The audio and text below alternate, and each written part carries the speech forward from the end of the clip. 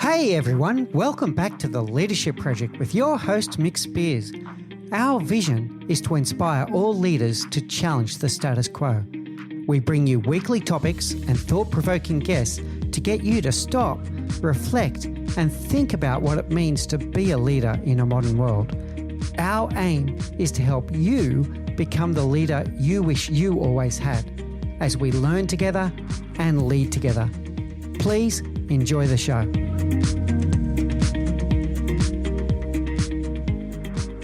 Hey everyone, and welcome back to the Leadership Project. We're greatly honoured today to be joined by Gary Williams. Gary is the founder of an organisation called Better Future International, where he helps purpose-driven leaders and organisations to gain clarity through leveraging their unique personality types. And he's driven by a purpose to inspire others to stop and think so that we can imagine a better future. He's also the best-selling author of a book called Choose Your Best Life. And we will discuss a little bit about that book and some of the very key words that he uses in that book.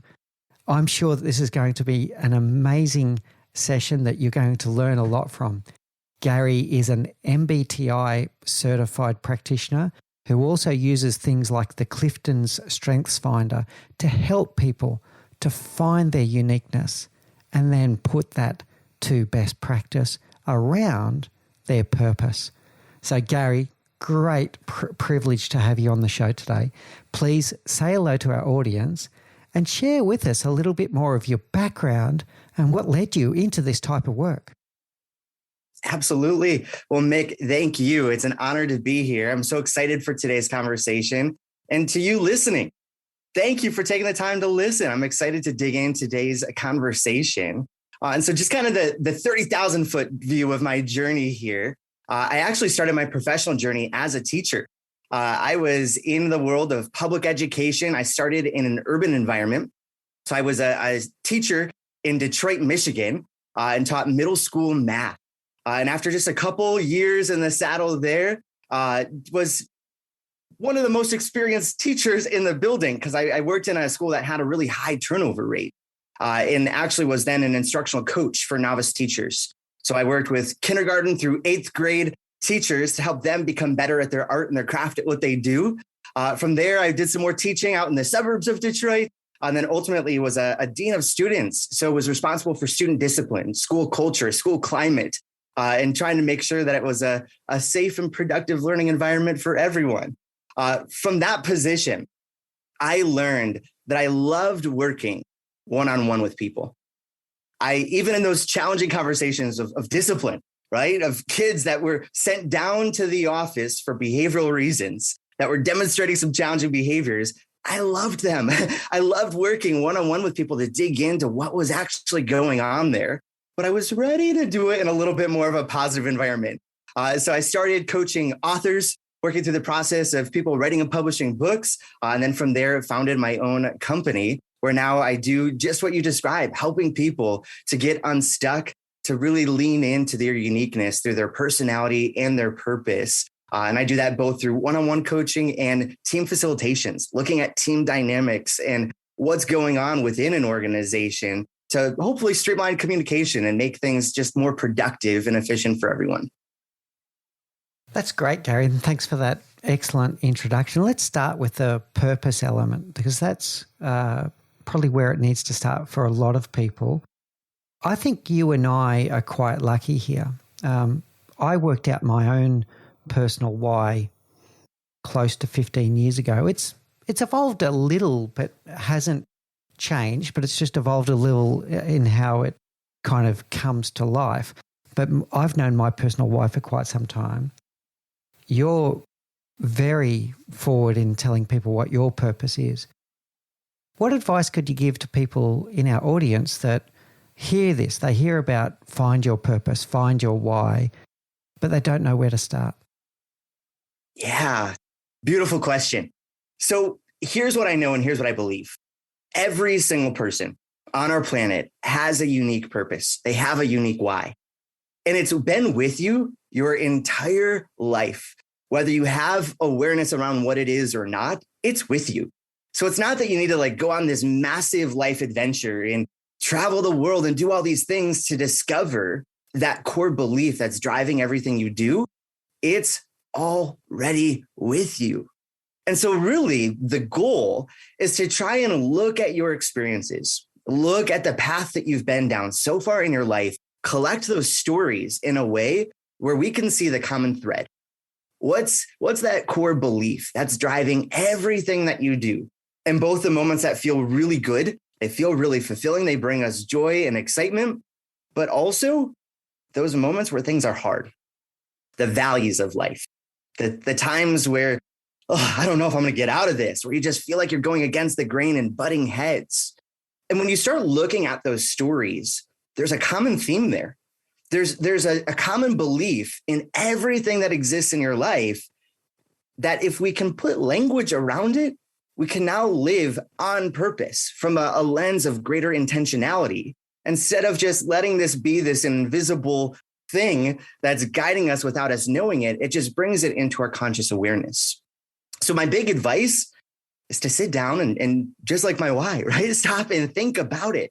So often we just end up going through the motions and we don't just take the time to just slow down and to think about our own unique purpose and to see the value in it. And I would start by just looking at the stories.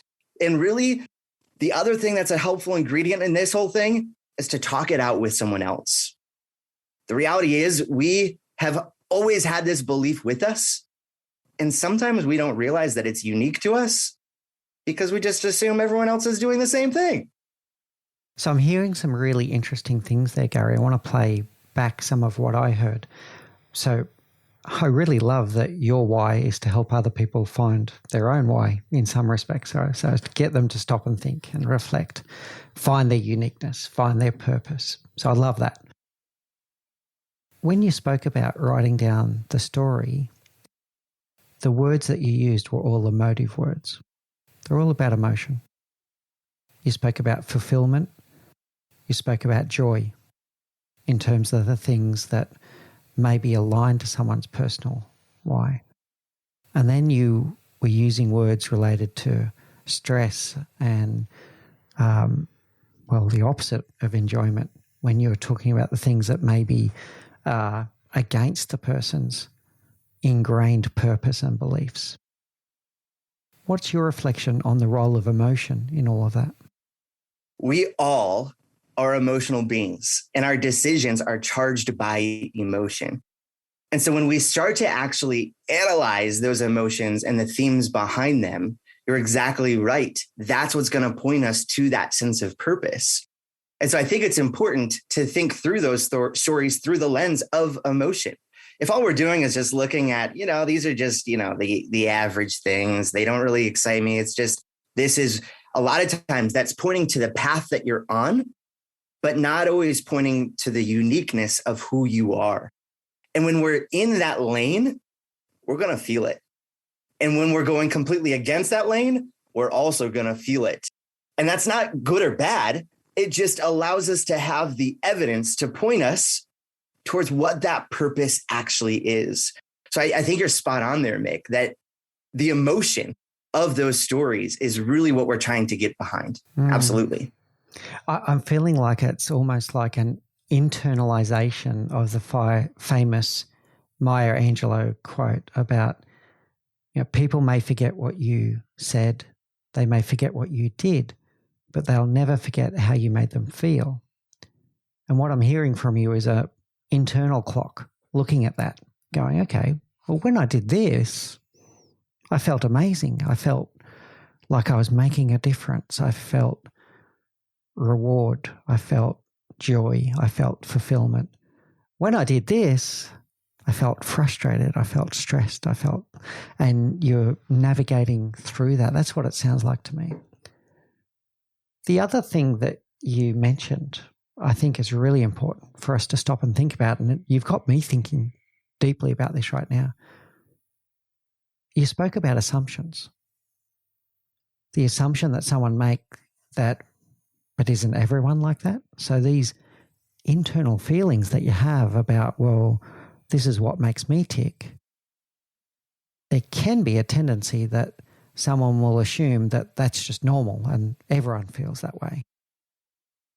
And maybe we do need to test those assumptions. How would you go about that?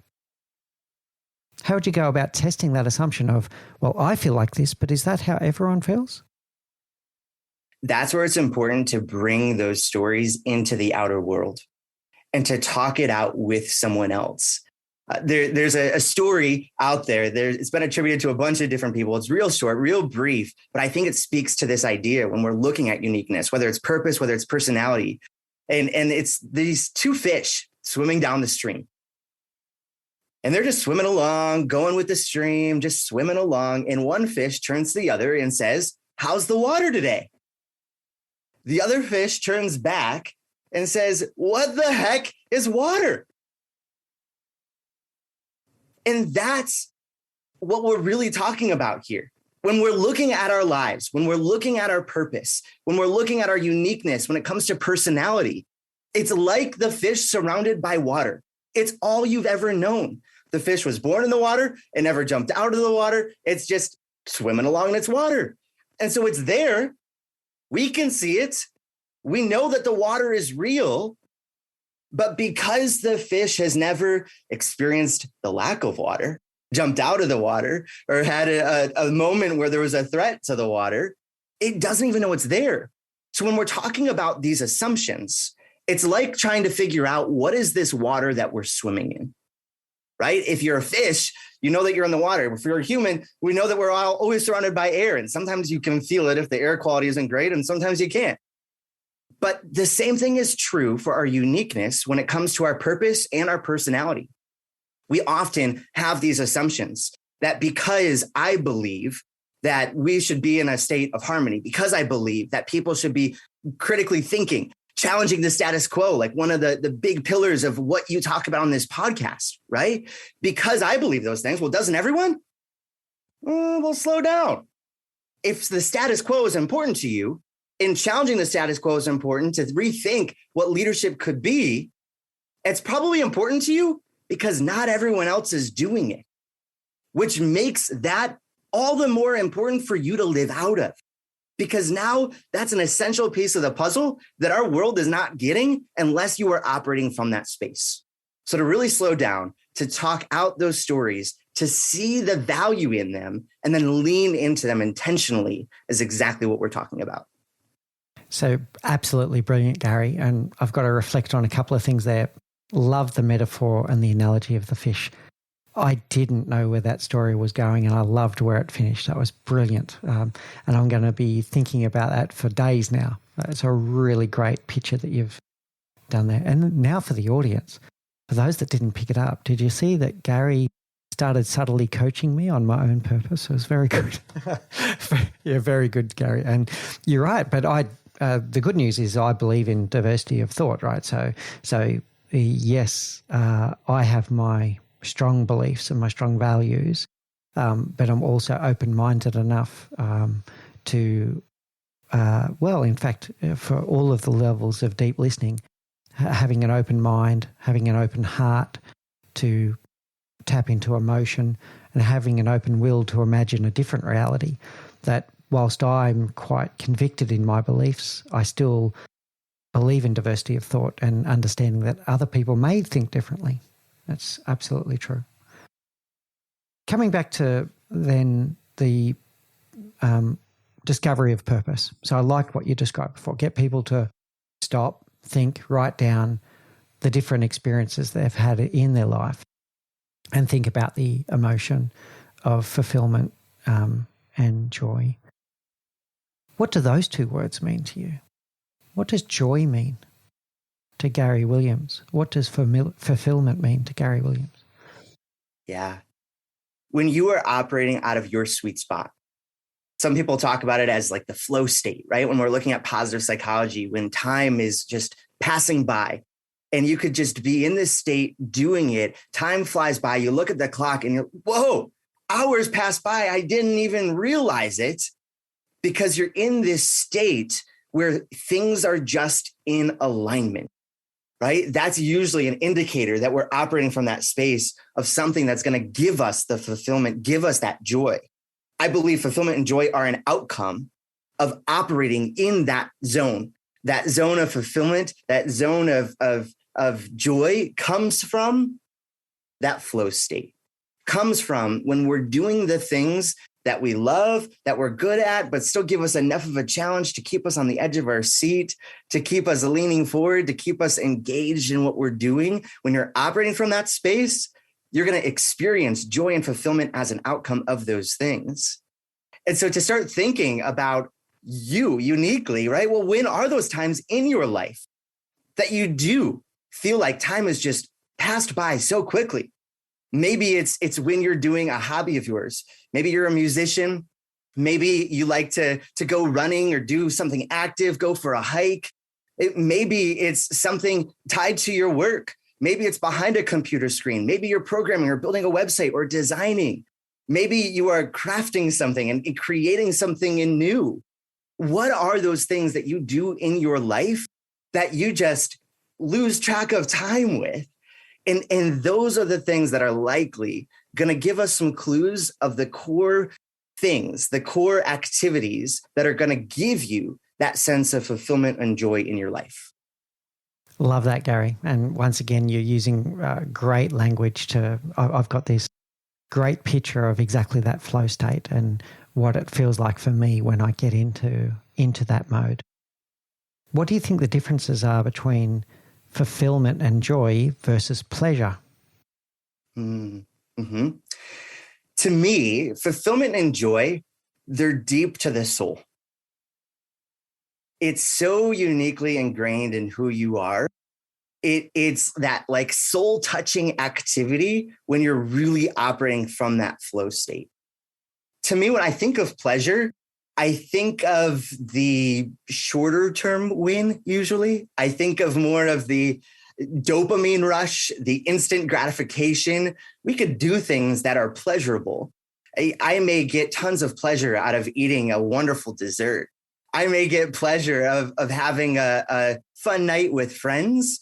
But to me, that doesn't really hit the same core, the same part of my identity as when I'm getting people to have an aha moment, as when I'm getting people to realize something new about themselves, about the world that they're operating in. And when I see their face light up and I see their eyeballs widen, I see them start to think and process and nod their head, to me, that is giving me fulfillment. That is my joy. Pleasure is just not as intense. We can do pleasurable things, but it's you may get pleasure out of things that bring you joy and fulfillment, but that's like taking it to the whole next level. Brilliant. I just love everything that you're saying, Gary. And now I want to bring that together to describe why I was trying to delineate between the two. And I'd like to run something past you and get your thoughts on it. So for everyone out there that's looking for what is my purpose and listening to everything that Gary is saying, pleasure is something that is momentary. It does release dopamine into your brain and you do feel good at that moment, but it has a short half-life. And in fact, it has a decreasing half-life. When you seek pleasurable activities, the more you do that activity, the more you need to do it to get the same level of dopamine release. It is a type of addiction.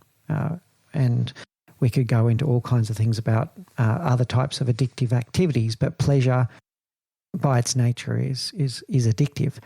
So things like when we say look for things that fulfill you and make you joyful, we're not talking about pleasure. We're not talking about, oh, well, I really like flicking through TikTok. It releases dopamine for me. That is not a purpose, and that is pleasure. When Gary talks about fulfillment and joy, he's talking about things that are long-lasting, that you get into that flow state and make you feel good for days and weeks and months afterwards. That is fulfillment and joy, where time seems to stop because you feel that joy and fulfillment that you're making something amazing. You're creating a positive impact in someone else's life, or you're creating something that's going to have some kind of long-term legacy, not short-term pleasure. So when you're doing this exercise that Gary is talking about, to list down the things that you do, you're not looking for pleasure markers. You're looking for fulfillment and joy markers. How does that sound, Gary? 100%. Spot on. And I love your ability to almost put that on a timeline when we're looking at these activities, looking to see, okay, well, what is the shelf life of that emotion and how long does it sit with us? I think that's spot on. And sometimes there can still be clues in the things that may bring you pleasure, but look to see the pattern between those things and those things that you know that are experiencing the fulfillment and joy. You might think that scrolling through TikTok is a flow state activity, and for many people it might be. But what is it about that?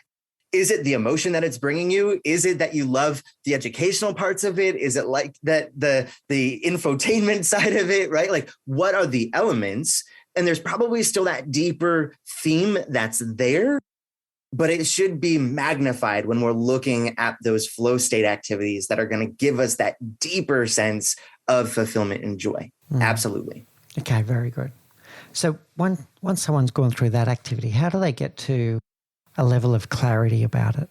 So they've done the exercise that you're talking about. How do they get to that deeper level of clarity of what it really means to them? So I believe that the superpower is being able to simplify it down into a statement. And that can be really hard because of the example that we use with the two fish swimming in the water.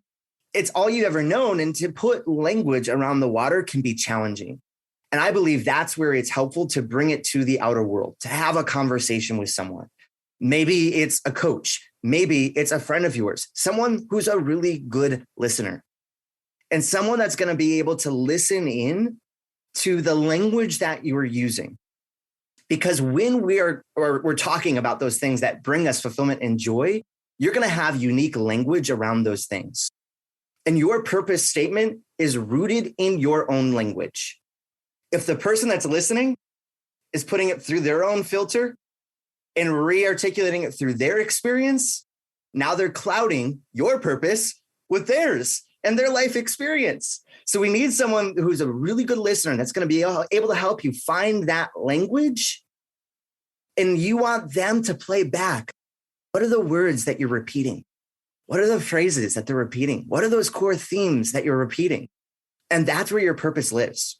So to really get it down to clarity, I believe that there's so much power in simplifying it down into one sentence. And that is going to be the thread that ties into everything that you do. And now once you have that, now you can make the choice to actually live on purpose and operate from that space, which we could talk a little bit more about, but I'll pause there in case you have some thoughts already. I do. That was wonderful, Gary. That was such a good description. I want to talk about that partner that you talk about for a moment. So when you go out there and look for someone to talk this through, whether it be a professional like a coach or just someone that you really trust, listen to some of the things that Gary was saying. You need someone that is going to be mindful, that's going to pay attention to what I'm saying here, that's going to really actively listen and listen without judgment. Because this is your narrative, it's not theirs. So listen without judgment. And what do I mean by pay attention? You heard what Gary said. Look for repeated words. That's a good one. Look for adjectives. We can't help ourselves in the way that we formulate sentences. We give signs all the time as to what is most important to us through the adjectives that we use or whether we repeat statements. And the other part is body language. Our whole posture can change when we get onto something that's particularly emotive for us. So if you're going to pick someone to have this conversation with, I actually would recommend a professional, by the way. Coaches are trained on exactly how to do this active listening approach and listening without judgment. But if you're going to pick someone else that you trust, make sure that they are doing exactly that, listening without judgment and paying attention to all of the senses, what you're saying, how you're saying it, and your body language throughout. Really good one, Gary. When we get to the purpose statement, once someone has that, what do they do with it? So there's all sorts of things that you can do with it. But really, once you have your statement, it's up to you to live from that space. The beautiful thing about purpose, a lot of people, when they think about purpose, they think about Simon Sinek. And Simon Sinek talks about the golden circle. He says, start with why, which is that core belief, that purpose that you're living out of, then move to the how, which is the process, and the what. And one of the things that he outlines in his TED Talk, if you haven't seen it, definitely check it out because it's related to what we're talking about, how great leaders inspire action. Okay. And it's available out there on TED. He talks about your what can literally be anything in the world. When you know your why and you're operating from that core belief, you can do anything. This isn't to put you in a box and say, well, now you must be in this profession. You must be an engineer. You must be a teacher. No, we're talking about the core belief. And so it is an intentional choice of how you are going to show up in what you do. It doesn't tell you what to do. It shows you how you're going to intentionally make the choice to show up. And when you're operating from that space, that's when you're going to start experiencing that joy. So when I work with my clients through their purpose statement, I always give them homework. One of the homework assignments is to reflect on it daily for at least 7 days straight. Once we have the purpose statement, journal about it, talk it out with someone, like whatever's natural for you, but intentionally reflect on it for 7 days to make sure that it fits. So you can start intentionally seeing the patterns and how it shows up in the micro moments throughout our days as well. Because guess what? It does.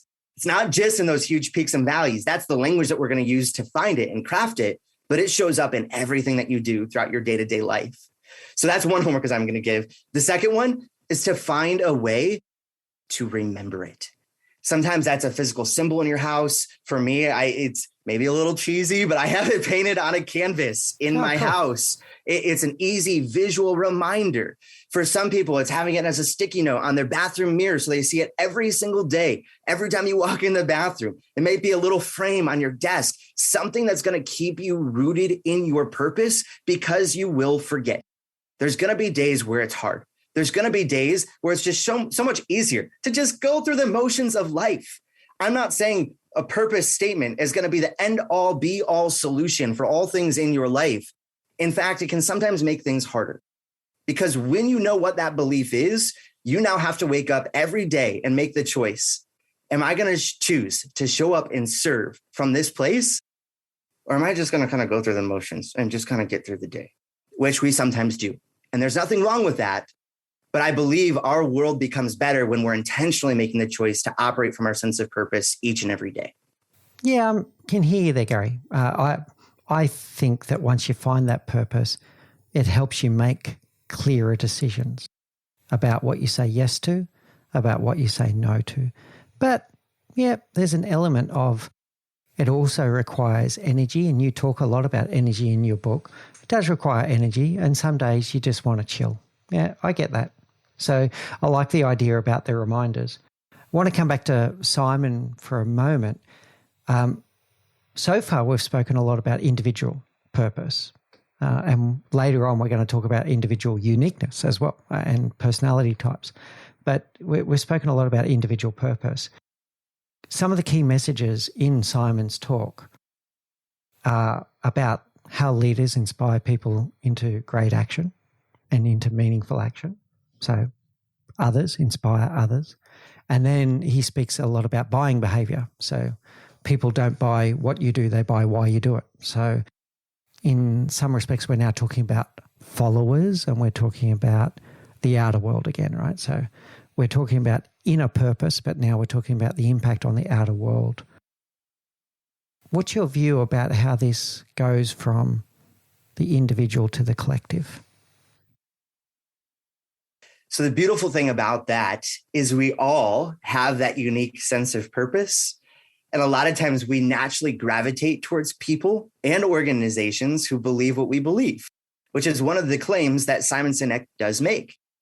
And what's interesting is sometimes there is a clash between people's core purpose where it can feel like those values rubbing up against each other. And that sometimes means that we have to make a choice. Do we stay? Do we find a way to adapt within the organization? What does that look like? It also can happen in our families, in our relationships, in our communities, in our friendships. Those purpose statements can sometimes butt up against each other. They can also build each other up, and to find people who believe things that are similar to you, that have a similar enough worldview where you're going to bring each other up. I think what's beautiful about it is you can use your purpose statement in so many different ways. I've had plenty of clients choose to use their purpose statement as part of their personal brand. If they're a coach, an entrepreneur, a solopreneur, if they're starting their own business, to use that statement to really put out there in the world, this is who I am, this is what I believe, and this is what I'm on mission for, greater than the products and services that I offer. And so when we're thinking about the collective, whether it's in an organization or community, to intentionally have that purpose out there so that people do know what you believe, and you're going to attract those right people into your world, whether it's through a business transaction and relationship or a relationship that you're building in your personal life. They're going to be embedded, but to allow that to be clearly articulated can really expedite the process to strengthen and deepen those relationships. Yeah, really great, Gary. Let me play something to you. I want to test something with you and get your views on this at the end, because we are talking about some balancing elements here. So what you're hearing from Gary is to intentionally tell the outer world about your purpose, about your vision, your purpose, your values and beliefs. There are many organizations that are complaining at the moment, understandably, that they find it difficult sometimes to attract and retain the right talent. Part of what Gary is saying is by getting out there and openly declaring your vision, your purpose, your values and beliefs, you are going to attract and retain people that have similar vision, purpose, values and beliefs, whether it's you as an individual, a personal brand, or whether it's your organization. That is what's going to happen as a result of that. Where the balance is where people will start getting potentially confused. And I want to clarify something.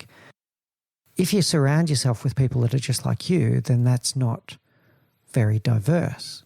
So you're not really encouraging diversity and inclusion. So what I want to put to you, Gary, and get your view back on this, what we're talking about is being very clear about vision, purpose, values, and beliefs. However, to achieve that vision, there are always multiple ways to get there.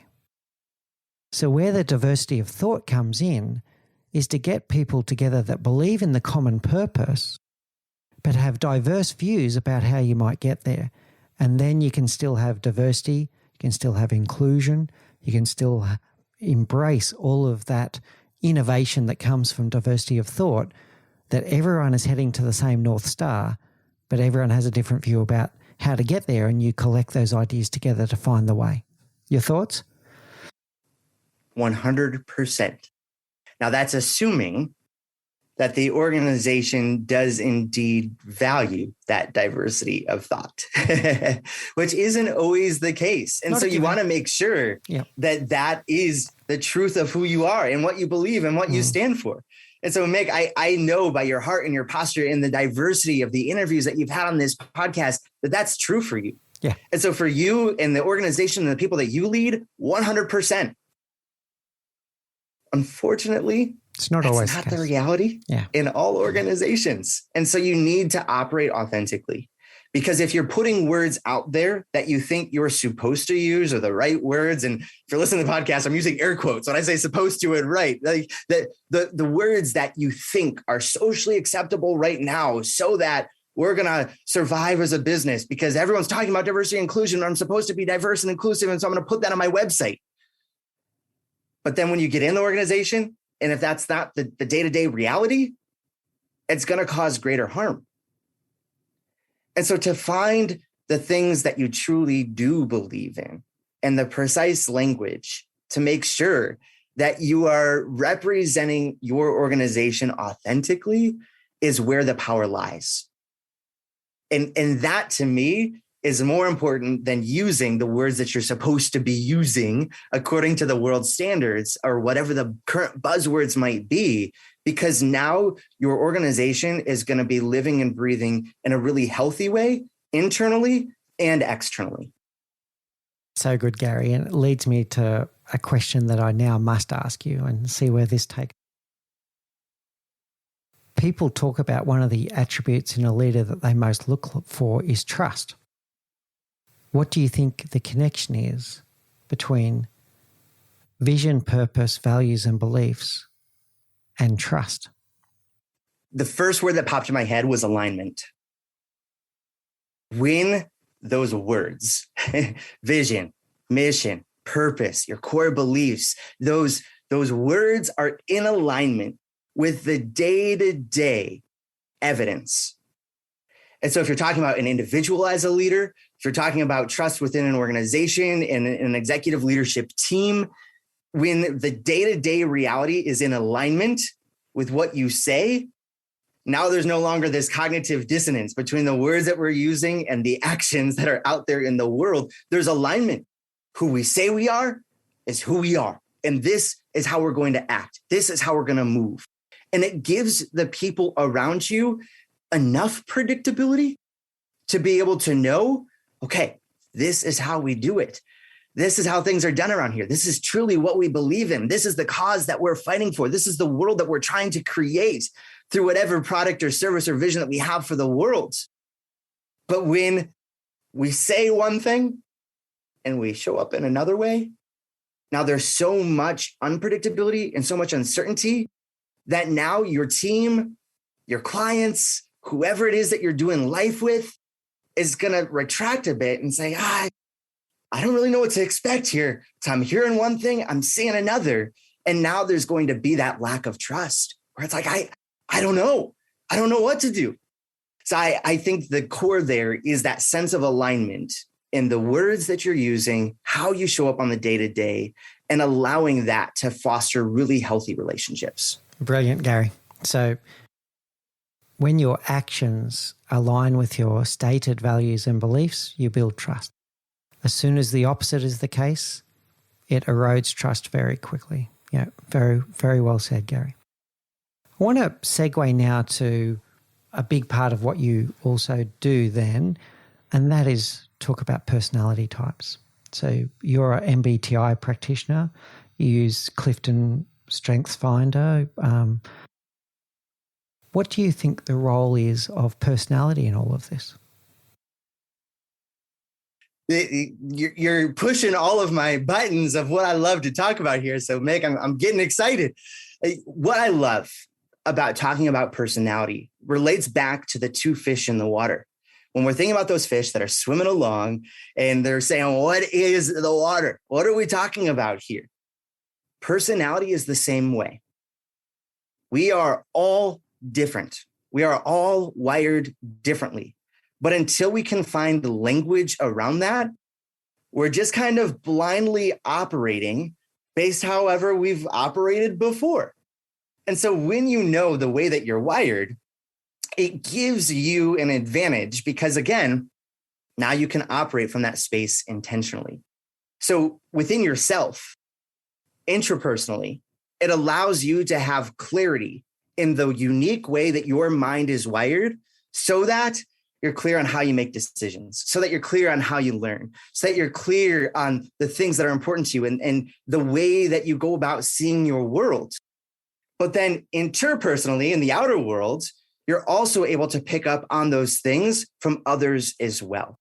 Because not everyone's just like you, but we unconsciously believe that people should act like us. And so if this is how I'm going to behave in a situation and someone else behaves differently, what's wrong? Right? It creates that disconnect. So there's just so much power in having that language. So again, we can operate from that space of intentionality. There's a lot to unpack there. The first one I'm hearing, Gary, is about getting to know yourself, getting in touch with yourself and knowing yourself a little bit more. The second one is to come to the realization that everyone is different. The third one starts heading towards the platinum rule, which is treating other people the way they want to be treated, not the way you want to be treated. So, yeah, there's something quite deep there. In terms of the techniques, so there's lots of different profiling tools on the market. There's so many. I feel like I've done many of them. I haven't done them all, but I've done many of them. They all have slightly different purposes and slightly different slants. So you've got MBTI, you've got Clifton, you've got lifestyle inventory, you've got DISC, you've got Hogan profiles, you've got EQI, you've got Enneagrams. You've got, I think if I kept going, there's probably more that I'm not thinking of, but there's so many of them. How does someone decide which one to use? Absolutely. At the end of the day, they're all tools. And every tool is going to have a different best case use. Okay. If you think of a tool, right? If all we were trying to do is build a house with a single tool and all I gave you was a hammer, it's going to be really hard to build that house. You need some other equipment. And so depending on your goal, depending on what you're trying to achieve, there's tons of different tools out there that can help you with it. Now, for me, the work that I do, I specialize in using both Myers-Briggs and Clifton strengths because I believe they complement each other really well.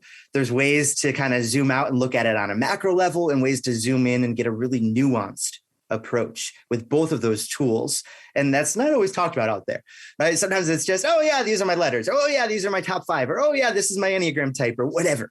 But there's so many layers to every tool out there.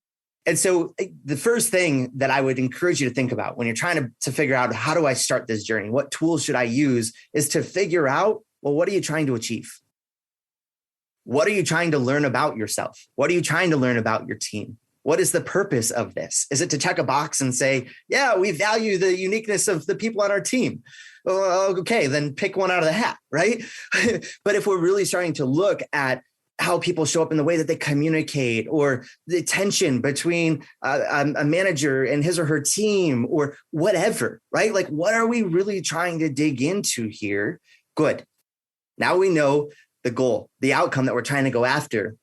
And then we can reverse engineer it. We can find the appropriate tool to make sure that it's going to serve that purpose. Yeah, really good. You're touching on something I'd like to explore a little bit further. It's about the ways that it can be used that are not helpful. Let's explore that a little bit. So whether it's DISC or MBTI or any of these programs, have you seen examples where it's been used in a way that, that's not a very smart way to use these tools? All the time. All the time. There's so many examples rolling through my mind. I think there's, again, the different layers of it. So on an individual level, if you're trying to explore who you are in your own identity, in your uniqueness, sometimes people will use an assessment to alleviate the cognitive workload that may be required to actually do the deep work. And it's like, oh, well, since I'm in, fill in the personality trait here, since I'm an introvert, I don't have to talk to people. Or since I'm an extrovert, I don't need to sit there and fill in that report. Or since I prefer thinking, I don't need to be considerate of how this is going to impact other people. And the list could go on. Okay, this isn't an excuse. This isn't providing you the back door to get out of whatever problem or situation you're in. This is to give you language in the way that your mind is naturally wired so that we can start with that as a clear foundation and continue to build the emotional intelligence of who you are, your inner world awareness, your outer world awareness of other people's experiences. It's a foundational building block. Okay. So that's one thing is on the individual level. On the team level, loads of examples there as well. I've heard those same accusations coming from leaders in organizations. Well, you can't do this because you are an introvert. Okay. Watch me. Yeah, right. Right? It's a preference. It doesn't speak to skill. Correct. Okay. I have a preference of introversion. A lot of times people don't expect that. When I teach, when I facilitate, when I'm in front of a group, when I'm leading a team, a lot of people wouldn't expect that I have a preference of introversion. Well, all that's speaking to is my energy. My energy is naturally focused a bit more on the inner world. I like to think, I like to push into things on a real deep level and to take the time to do that. But I have the skill and the ability to still turn it on. I have the skill and the ability to still be in tune with the outer world.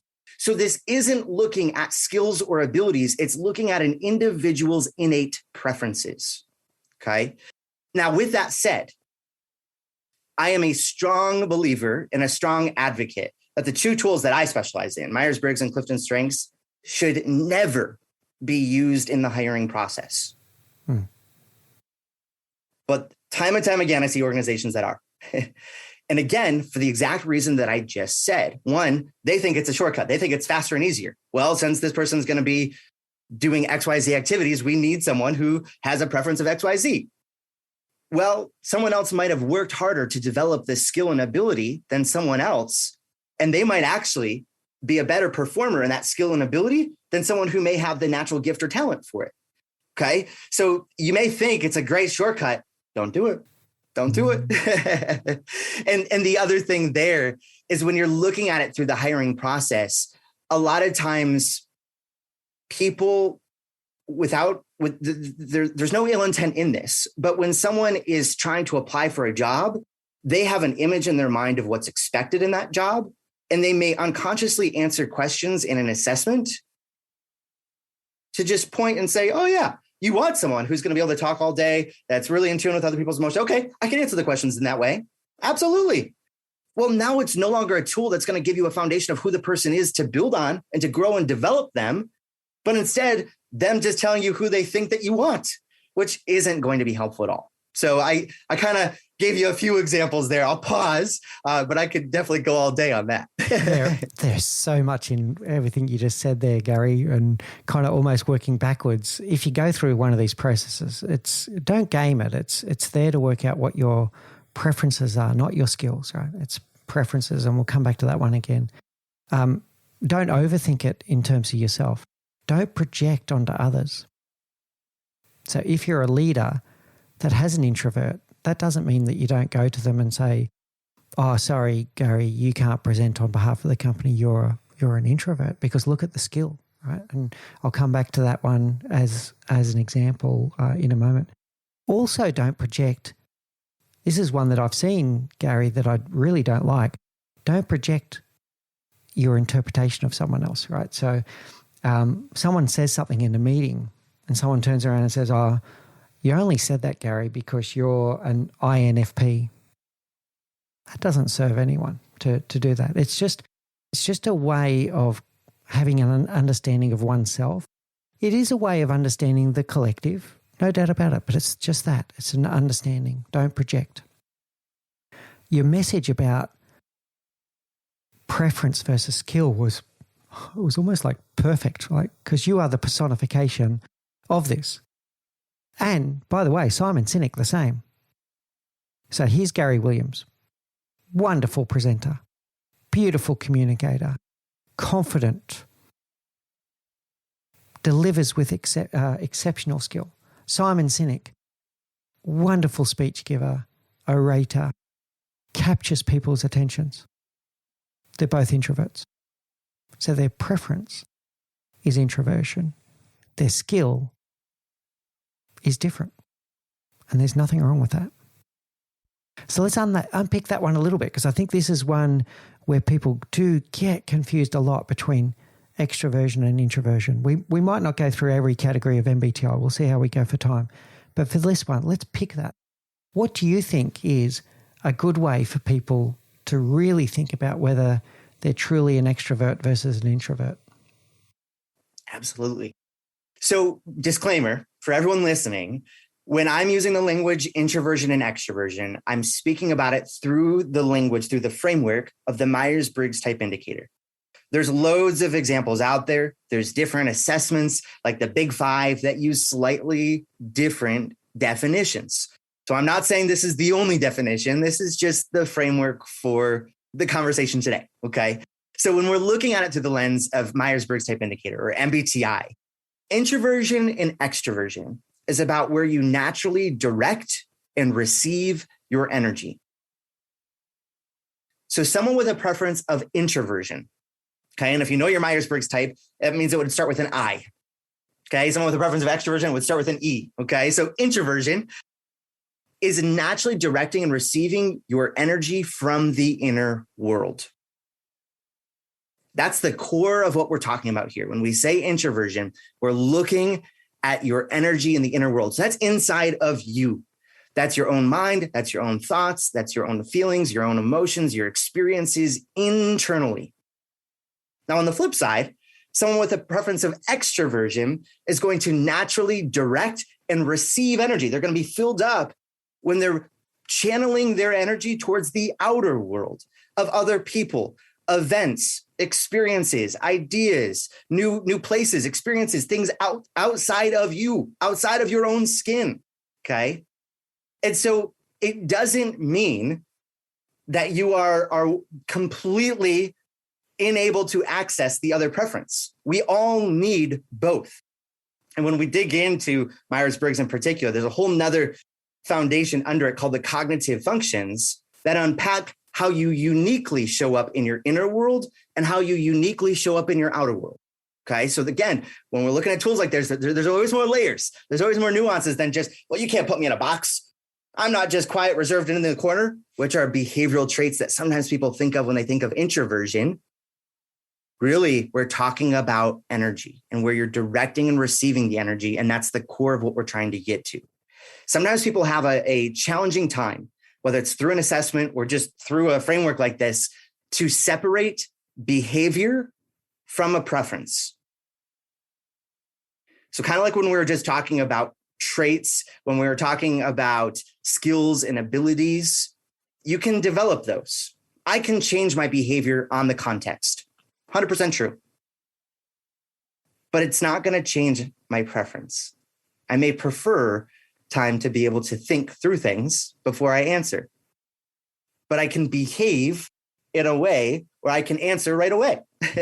So it just shows the nuances in who we are. So to go back to the core of your question, introversion, extroversion, it's about where you direct and receive your energy towards either the inner world or outer world. This is not a perfect science, but one of the ones I think of, Gary, is I think about going to a party or a gathering or a conference where there's lots of people and you're interacting with people, you're sharing ideas, whatever the case may be. And I'm an extrovert, by the way, on the extreme end, but it doesn't mean that I don't like my own company either, right? So I can also gain energy inwardly when I need to as well. But if I go to an event like that with my wife, let's say, who is an introvert, when we leave that event, I'm energized. She's exhausted. And we both had the same amount of, it didn't mean that she didn't have fun. She had fun, but she leaves exhausted.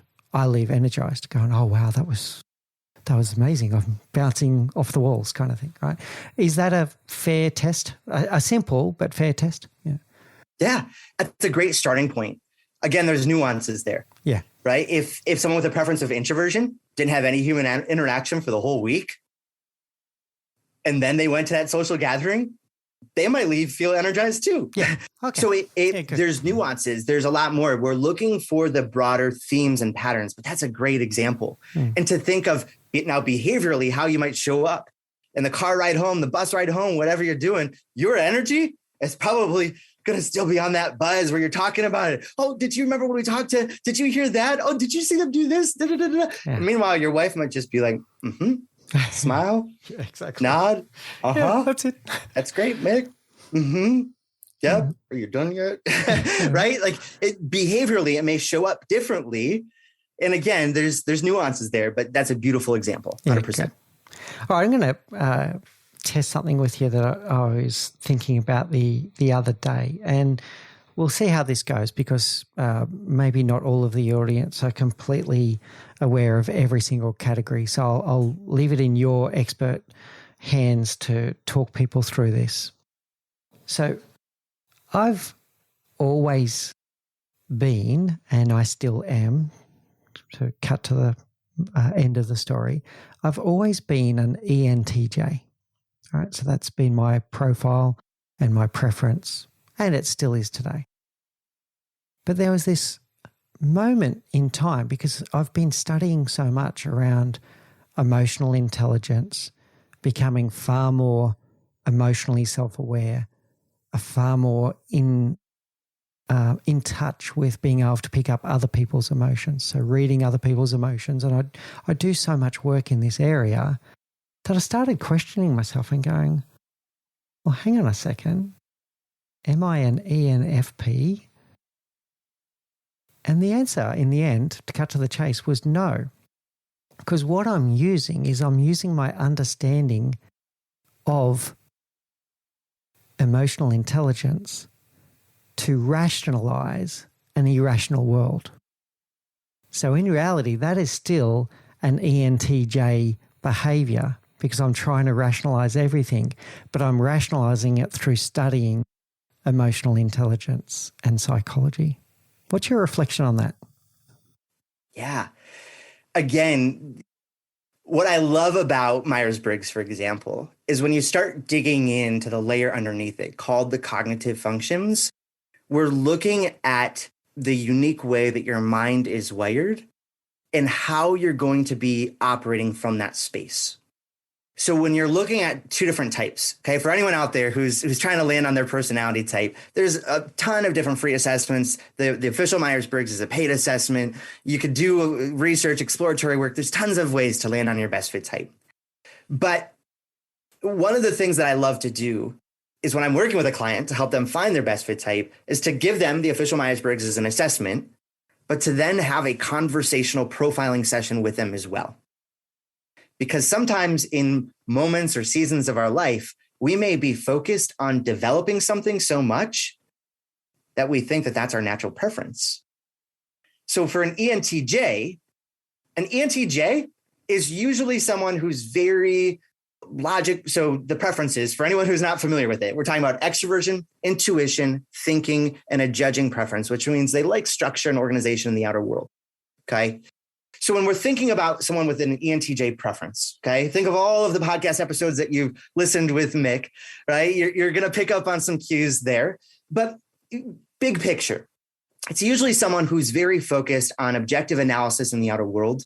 They're usually very comfortable with data, metrics, analytics to make very logical decisions. They're usually someone who's good at building and improving systems to optimize things, to make things better in a very processor or systematic way.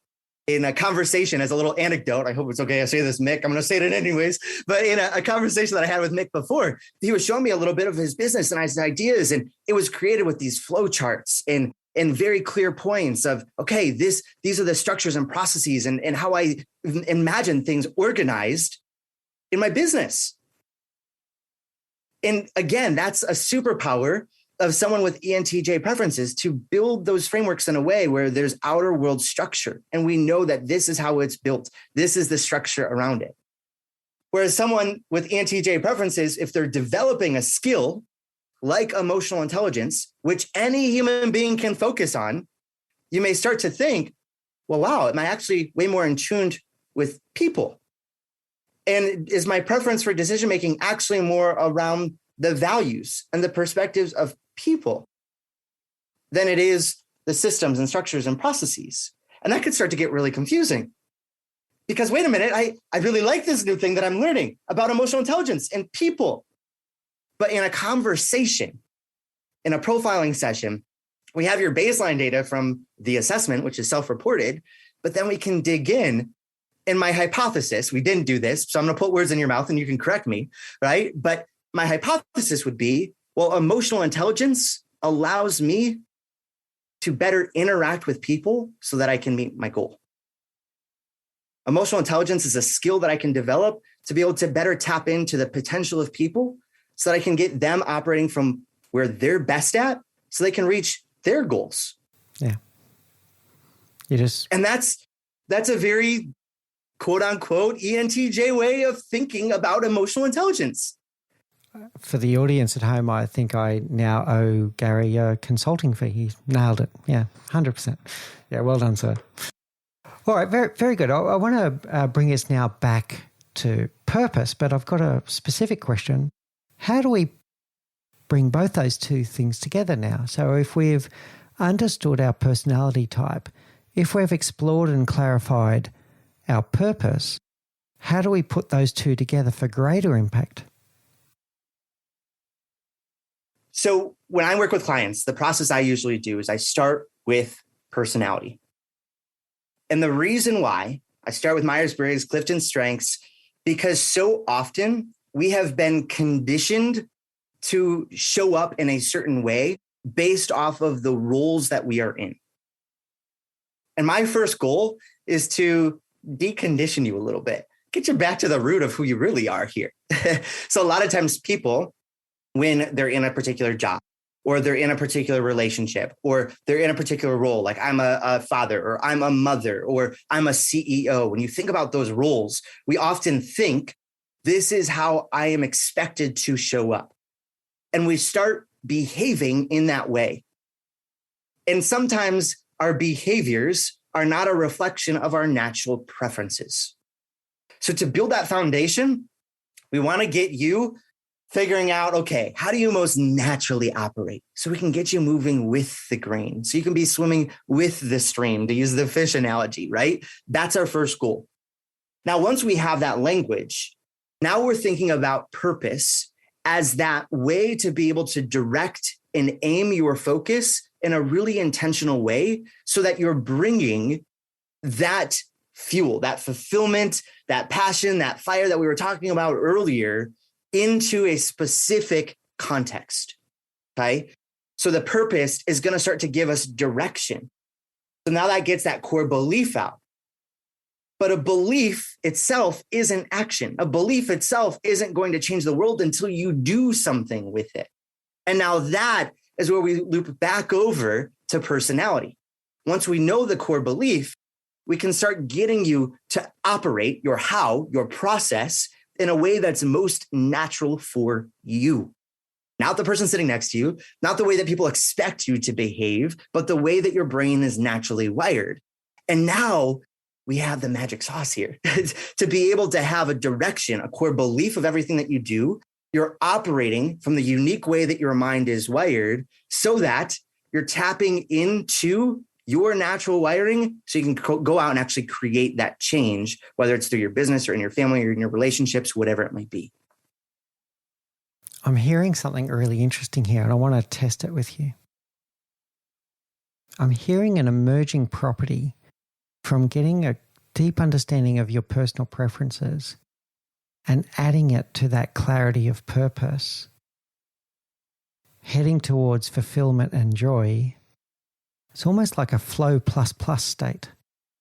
That if you can find that flow where you're in that fulfillment and joy state around your purpose, and you're doing it in a way that is in alignment with your preferences, then there's going to be a multiplication effect.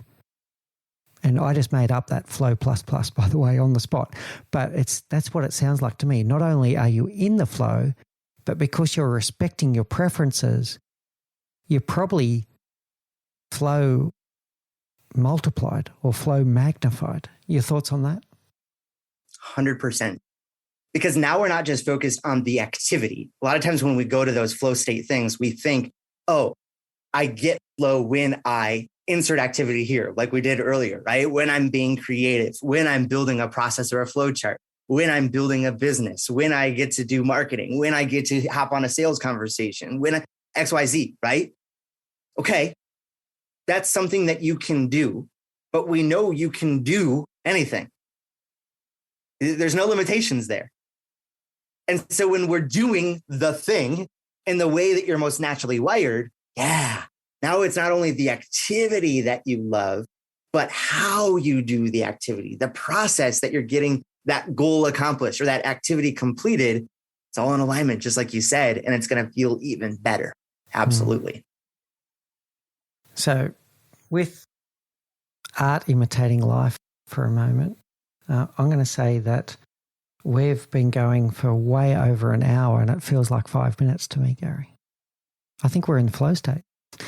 All right. So I've got a few other questions I'd like to ask you.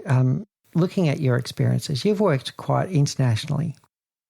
You've also worked in not-for-profit organizations. You've worked with multinational companies. You've worked with a large variety. What impact does culture have here around purpose and around everything that we've been talking about today? So what's beautiful about language is one word can have so many different meanings. So when we think about culture, there were different layers that started popping into my mind. And so I want to unpack that a little bit. Okay. When we're thinking about culture, there's the broader, more holistic cultural perspective when we're thinking about a society level. So I'm in the United States. If you're listening, you could be somewhere else in the world. There's different cultural norms depending on where you might live. And that may impact the flavor of how things show up and how, most importantly, you are quote unquote expected to show up. Different cultures have different norms. In some parts of the globe, it's appropriate to walk down the sidewalk, smile, and say hello to someone. In other cultures, they're going to look at you like you are completely lost your mind. Why is this stranger looking at me? What do we stop? No, let me just do my thing, right? There's different cultural norms based off of where we live sometimes. Okay. And now when we start looking at that, there's micro and subcultures within that. So again, I'm classic American over here, just going to use America as the example, but it's the culture that I know best, right? Even when you look at the United States, there's subcultures. If I say Midwestern United States versus the South versus the East Coast versus the West Coast, you probably have different images rolling through your mind. And those are going to be the different subcultures within the United States, but then also getting more specific. Okay, well, now even in the Midwest, which is where I live, if we're talking about a really rural environment or a really urban environment, there's different cultural norms. And we can continue to follow that all the way down to a specific group of people. So think of your team and your organization. Guess what? Your company has a team culture. But even stronger than that company's culture is the individual department or team or group of people that you work with on a day-to-day basis. And sometimes there's a clash between the culture of one department compared to the culture of another department, which is now competing for the culture of the entire organization. So now that I've completely just reframed culture, right? All of those are going to play an effect into how we show up, specifically when it comes to the tension between who we really are and what's expected of us. When we think about cultural norms, a lot of times it boils down to expectations. What is expected from me? And I think of the phrase, this is how we do it. When we think of cultural norms, well, this is how we do it here. How many times have you heard that in a team or a company or organization? Well, this is how we do it. But shouldn't we? But this is how we do it. We're speaking to the cultural norms, the way that we operate. And sometimes those cultural norms are really healthy and they give us those structures and the systems and the processes to have the predictability and the expectations. And okay, well, this is how we do it. But other times we can kind of get caught up in a rut where things get outdated. And maybe this isn't how we should do it. And we should talk to Mick and challenge the status quo a little bit and think of a new and effective and more heart-centered way to lead. And so I think, again, there's just so many layers, but I think the main takeaway that I would give with that answer is the element of expectation. Yeah, I love that. So expected behaviors versus preferences, expected behaviors versus purpose. Yeah, there's definitely something in that, Gary. And by the way, I am that person that you described, that person that walks down the street and smiles at everyone and says good morning and waves. And yeah, I get a few people that look at me like I'm some kind of weirdo, let's face it. Yeah, it happens. But that's who I am, and I'm not going to change that. Well, this has been absolutely wonderful, Gary. I've learnt so much from this session, and I know that our audience has as well. I want to get into our rapid fire round now. So you're a best-selling author. I need to ask you this question. What is your favorite book? Apart from Choose Your Best Life. Oh, you can say that if you like, but. My favorite book. Oh my goodness. Mick, this is always a challenge to pick a favorite book for someone who just really likes to learn. Because, okay, well, favorite in what context? There's so many different domains out there. What type of book are we talking about? When I think most recently, I think some of the work that has shaped my own worldview the most is Simon Sinek, who we talked about a bit earlier. And he has several books out there. His TED Talk is in his book, Start With Why. So that's a great one. And yes, I'm cheating, but by choosing a favorite author instead of book. And he also has another one out there called Leaders Eat Last. And I think that one is another great book to start looking at the impact of some of the things that we talk about today, but from more of that cultural perspective and how things can start to overlay and overlap within the outer world, within a team and organization and leadership.